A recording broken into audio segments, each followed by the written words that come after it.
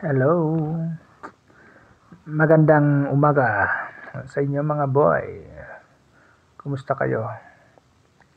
At pasensya na at ngayon lang ulit tayo upload ng video. Ngayon lang tayo nakagawa.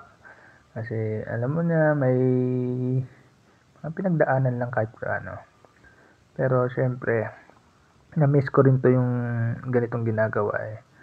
Yan, sa part na ito may pabalik na ako ng bahay niyan kasi malayo na napuntahan ko sa pag-iikot para tingin-tingin ng mga aso sa kalye. In fairness, may nakita na naman ako na isang aso na naglalakad, ayun oh. Kaso isnabera eh. Tinatawag ko eh. Ayaw na ayun. Uminto ako. Kaso tumuloy-tuloy pa yung tinatawag ko eh. Ayaw lumapit. Gusto yata yung isang buong manok. Joke lang. Hindi sa uminto eh. Kaya tumuloy na lang ako sa aking pupuntahan. Kasi kapag hinabol ko naman yun tatakbo lang din yun eh. Papagod lang tayo kakahabol, baka wala rin mangyari. Kaya ito, tumuloy pa rin ako sa may nakita kasi ako dito na si Manong, lagi ko naman siya nakikita na binibigyan ng yan, si Kuya George.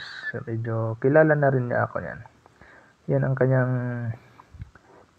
hanap buhay. Sa tabi siya ng kalsada na natutulog. Kaya pag nakikita ko siya, binibigyan ko siya ng para kasi may mga alaga din siya na aso. Kaya natutuwa ako sa ganyan. Kaya pag yung last na pinupuntahan ko at nakita ko siya, yung mga tira na ibigay ko sa kanya. Ayan yung kanyang alaga, si Chuchu. Yan, tinanong ko sa kanya, sabi ko kasi bakit nawala na yung kanyang tinitirahan, lumipat na daw ulit siya. Sabi ko sana all palipat-lipat na ng tirahan. Nakakatuwa lang si Manong kasi talagang siya, palabati. Ngiti lagi yung kausap. Kung may pera lang sana maganda sana lagyan yung kariton niya mapalitan no. Yung tulong na kaso wala tayong Kaya yan lang yung pagbabahagi lang ng mga pagkain sa asong kalye, yan lang ang ating magagawa. Yung turo niya dyan yung kanyang tinitirahan kasi may isa siyang aso na kulay brown. Yun nga nanganak daw. Kaya tinuturo niya sa nakalagay. At yan papakainin ko si Chuchu, yung kanyang nagtitirang aso na kasama. Ayan mabait yan maamo silang dalawa yan sila, yung brown tsaka ito. Yan lagi lang yung kasama sa pagngangalakal ng basura. Kaso ayan ayaw kumain, busog daw. Walang gana. Kaya magpapaamoy ka muna para maramdaman ng aso na hindi ka takot na tikim lang siya. Wala, gusto yata fried chicken.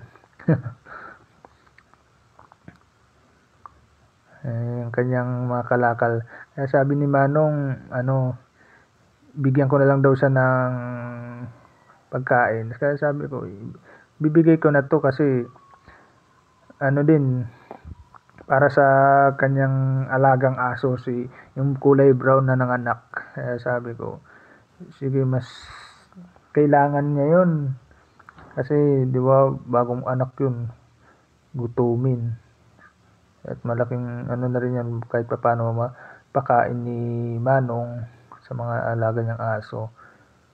Siyempre may mga babies pa yun. Kailangan din ng panggatas-gatas.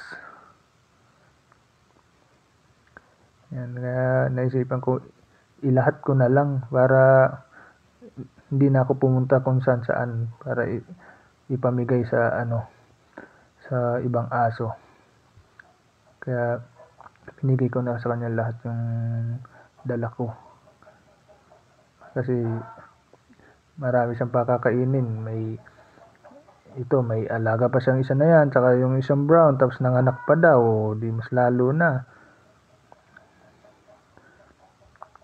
Si kay George ay nakilala ko yun sa ano yan, lagi ko siya nakikita na dyan pa ganyan nagtutulak ng karito, nangunguha ng mga kalakal. At natuwa lang kasi ako kasi may mga alaga siyang aso na lagi niyang kasama, sumusunod-sunod. Kaso nakakalungkot nga lang yung iba, nasagasaan daw. Kaya dalawa na lang yung kasama niya na mga aso. Galing nga yung mga aso niya, mabait, maamo. Kung nasaan siya, sunod-sunod lang talaga. Kaya nakipagkwentuhan ako sa kanya, sabi ko kung saan ba banda nakapwesto yung bahay niya. Kasi lumipat na nga ulit siya ng bagong tirahan eh. Dati alam ko yung kung saan siya na kaso pinaalis lang daw siya. Ngayon dun daw, medyo malaylayo. Turo niya yung kanyang bagong townhouse. Sana all may townhouse. Pero yan, na rin, paalam na rin ako dyan kasi medyo tanghali na rin eh. At yan nga pala si Kobe, ang ating laging kasama, ang ating bodyguard. Bantay lagi yan sa motor, hindi pwedeng hindi kasama yan eh. Nakipag-unahan lagi yan sa motor eh. At yun lang yan mga boy. At tayo pabalik na kasi medyo umiinit na, alam mo na. At katapano hindi tayo na zero na pagbigay pa rin tayo ng tulong sa kahit paano, kahit sa ganyang paraan lang at nakatulong tayo.